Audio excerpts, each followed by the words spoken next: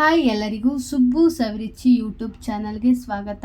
ಇವತ್ತು ತೊಂಡೆಕಾಯಿ ಯೂಸ್ ಮಾಡಿಕೊಂಡು ಒಂದೊಳ್ಳೆ ಗ್ರೇವಿ ಮಾಡೋದು ಹೇಗೆ ಅಂತ ತೋರಿಸ್ಕೊಡ್ತಾ ಇದ್ದೀನಿ.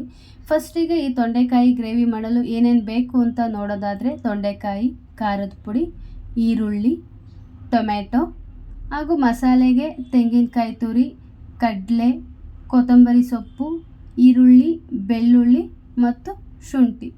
ಮೊದಲು ಒಲೆ ಮೇಲೆ ಬಾಣಲಿ ಇಟ್ಕೋಬೇಕು. ಬಾಣಲಿ ಕಾದ ನಂತರ ಒಂದು 3 ಸ್ಪೂನ್ ಎಣ್ಣೆ ಹಾಕೋಬೇಕು.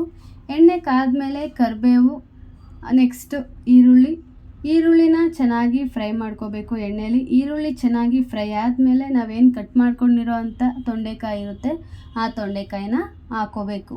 ಕಾಯಿ ಹಾಕಾದ್ಮೇಲೆ ಸ್ವಲ್ಪ ಉಪ್ಪು ಹಾಕಿ ಚೆನ್ನಾಗಿ ಫ್ರೈ ಮಾಡ್ಕೋಬೇಕು. ಒಂದು 10 ಮಿನಿಟ್ಸ್ ತೊಂಡೆಕಾಯಿನ ಬೇಯಲಿಕ್ಕೆ ಬಿಡಬೇಕು. ತೊಂಡೆಕಾಯಿ ಬೇಯ್ತಿರೋ ಟೈಮಲ್ಲಿ ಮಸಾಲೆನ ರೆಡಿ ಮಾಡ್ಕೋಬೇಕು. ಮಸಾಲೆಗೆ ತೆಂಗಿನಕಾಯಿ ತುರಿ, ಈರುಳ್ಳಿ, ಬೆಳ್ಳುಳ್ಳಿ, ಶುಂಠಿ, ಕಡಲೆ, ಟೊಮೆಟೊ ಮತ್ತು ಕೊತ್ತಂಬರಿ ಸೊಪ್ಪು ಇಷ್ಟನ್ನು ಹಾಕಿ ಸ್ವಲ್ಪ ನೀರು ಹಾಕಿ ರುಬ್ಕೋಬೇಕು. ಸ್ವಲ್ಪ ರುಬ್ಬಾದ್ಮೇಲೆ ಈ ರೀತಿ ತರಿ ಆಗಿರೋ ಟೈಮಲ್ಲಿ 1-2 ಸ್ಪೂನ್ ಖಾರದ ಪುಡಿನ ಹಾಕೋಬೇಕು. ಖಾರದ ಪುಡಿ ಹಾಕಿ ಸಣ್ಣದಾಗಿ ರುಬ್ಕೋಬೇಕು. ಮಸಾಲೆ ರೆಡಿ ಆಗೋಷ್ಟೊತ್ತಿಗೆ ತೊಂಡೆಕಾಯಿ ಒಂದು 75% ಬೆಂದಿರುತ್ತೆ.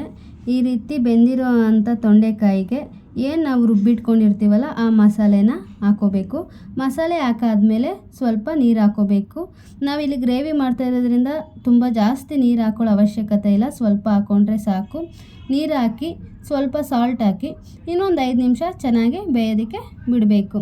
ಇನ್ನೊಂದು 5 ನಿಮಿಷ ಚೆನ್ನಾಗಿ ಬೆಂದಾದಮೇಲೆ ಲಾಸ್ಟಲ್ಲಿ ಕೊತ್ತಂಬರಿ ಸೊಪ್ಪು ಹಾಕಿದ್ರೆ ತೊಂಡೆಕಾಯಿ ಗ್ರೇವಿ ರೆಡಿಯಾಗುತ್ತೆ. ಈ ರೀತಿಯ ತೊಂಡೆಕಾಯಿ ಗ್ರೇವಿ ರೊಟ್ಟಿಗೆ, ದೋಸೆಗೆ, ಚಪಾತಿಗೆ ಎಲ್ಲದಕ್ಕೂ ಚೆನ್ನಾಗಿರುತ್ತೆ. ಹಾಗೂ ತೊಂಡೆಕಾಯಿ ಆರೋಗ್ಯಕ್ಕೂ ಕೂಡ ಒಳ್ಳೆಯದು. ಸೊ ನೀವು ಕೂಡ ಈ ರೆಸಿಪಿನ ಟ್ರೈ ಮಾಡಿ. ಈ ವಿಡಿಯೋ ನಿಮ್ಗೆ ಇಷ್ಟ ಆಗಿದ್ದರೆ ಲೈಕ್ ಮಾಡಿ, ಶೇರ್ ಮಾಡಿ, ಕಮೆಂಟ್ ಮಾಡಿ. ಆ್ಯಂಡ್ ಈ ರೀತಿಯ ಹೆಚ್ಚಿನ ವಿಡಿಯೋಗಾಗಿ please subscribe Subbu Saviruchi. Thank you.